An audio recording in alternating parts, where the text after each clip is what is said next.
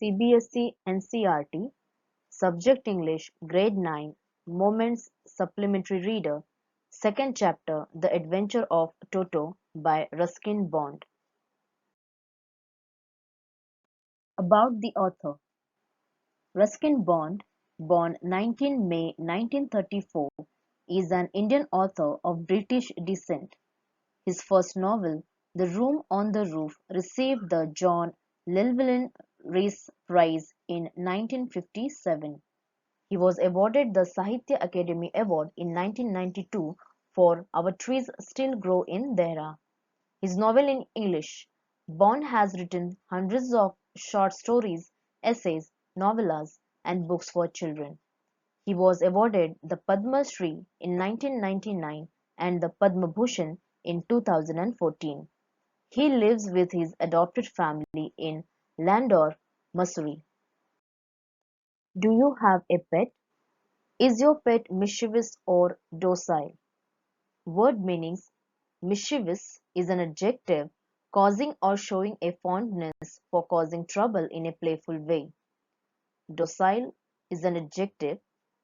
Its meaning is ready to accept control or instruction, submissive. Can we keep monkey as a pet?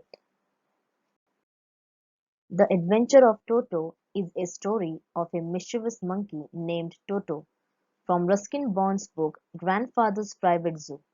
The writer's grandfather bought the monkey from a Tonga driver.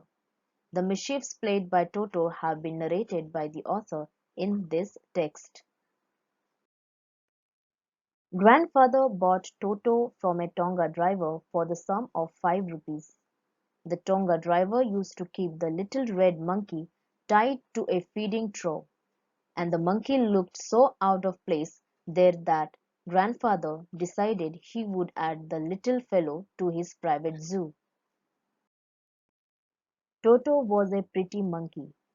His bright eyes sparkled with mischief beneath deep-set eyebrows, and his teeth, which were pearly white, were very often displayed in a smile that frightened the life out of elderly Anglo-Indian ladies. But his hands looked dried up as though they had been pickled in the sun for many years. Yet his fingers were quick and wicked, and his tail, while adding to his good looks, grandfather believed a tail would add to anyone's good looks, also served as a third hand. He could use it to hang from a branch, and it was capable of scooping up any delicacy that might be out of reach of his hands. Grandmother always first when grandfather brought home some new bird or animal, so it was decided that Toto's presence should be kept a secret from her until she was in a particularly good mood. Grandfather and I put him away in a little closet opening into my bedroom wall, where he was tied securely, or so we thought, to a peg fastened into the wall.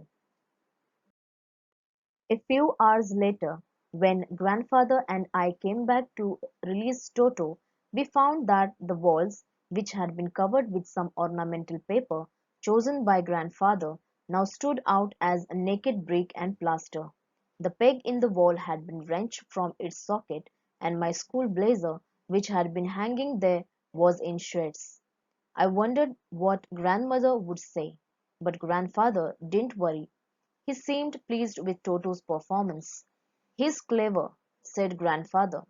"Given time I'm sure he could have tied the torn pieces of your blazer into a rope and made his escape from the window."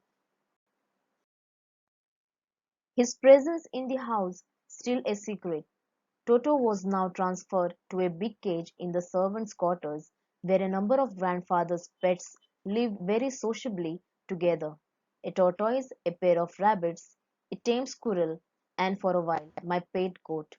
But the monkey wouldn't allow any of his companions to sleep at night, so grandfather, who had to leave Dehradun next day to collect his pension in Saharanpur, decided to take him along. Unfortunately, I could not accompany grandfather on that trip, but he told me about it afterwards. A big black canvas kit bag was provided for Toto. This, with some straw at the bottom, became his new abode. When the bag was closed, there was no escape. Toto could not get his hands through the opening, and the canvas was too strong for him to bite his way through. His efforts to get out only had the effect of making the bag roll about on the floor or occasionally jump into the air, an exhibition that attracted a curious crowd of onlookers on the Dehradun railway platform.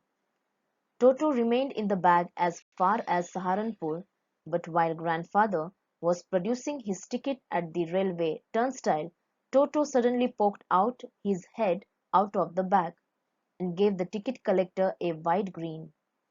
The poor man was taken aback, but with great presence of mind, and much to grandfather's annoyance, he said, "Sir, you have a dog with you. You will have to pay for it accordingly." In vain did grandfather take Toto out of the bag. In vain did he try to prove that a monkey did not qualify as a dog, or even as a quadruped.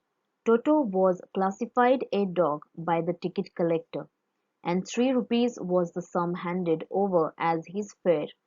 Then grandfather, just to get his own back, took from his pocket our pet tortoise, and said, "What must I pay for this, since you charge for all animals?"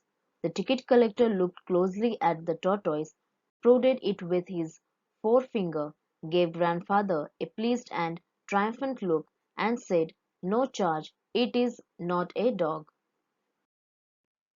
When Toto was finally accepted by grandmother, he was given a comfortable home in the stable, where he had for a companion the family donkey, Nana. On Toto's first night in the stable, grandfather paid him a visit to see if he was comfortable. To his surprise, he found Nana without apparent cause, pulling at her halter and trying to keep her head as far as possible from a bundle of hay. Grandfather gave Nana a slap across her haunches, and she jerked back, dragging Toto with her. He had fastened on to her long ears with his sharp little teeth. Toto and Nana never became friends. A great treat for Toto during cold winter evenings was the large bowl of warm water given him by grandmother for his bath.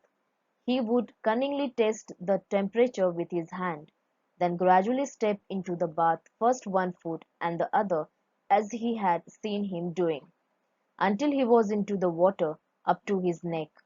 Once comfortable, he would take the soap in his hands or feet and rub himself all over. When the water became cold, he would get out and run as quickly as he could to the kitchen fire in order to dry himself. If anyone laughed at him during this performance, Toto's feelings would be hurt, and he would refuse to go on with his bath. One day Toto nearly succeeded in boiling himself alive.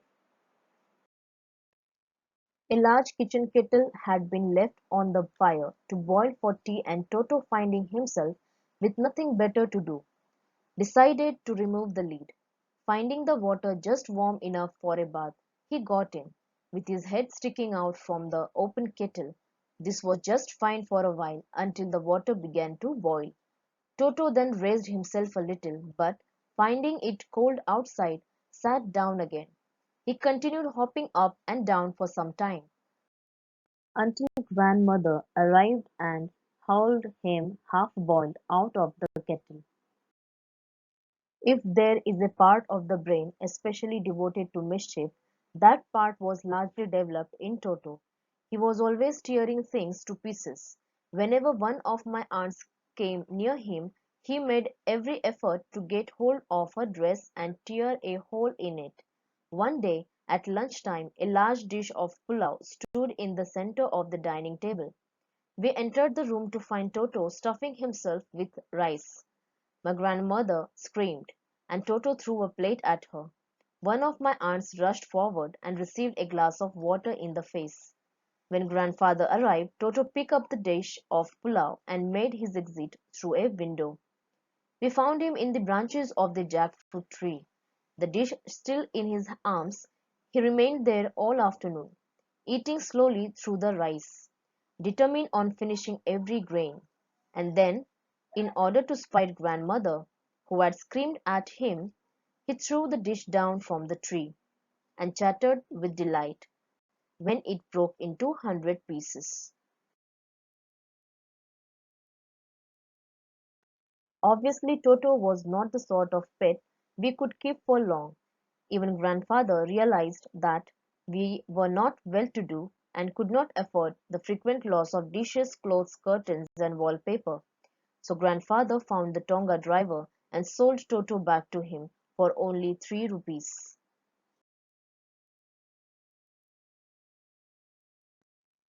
Thank you.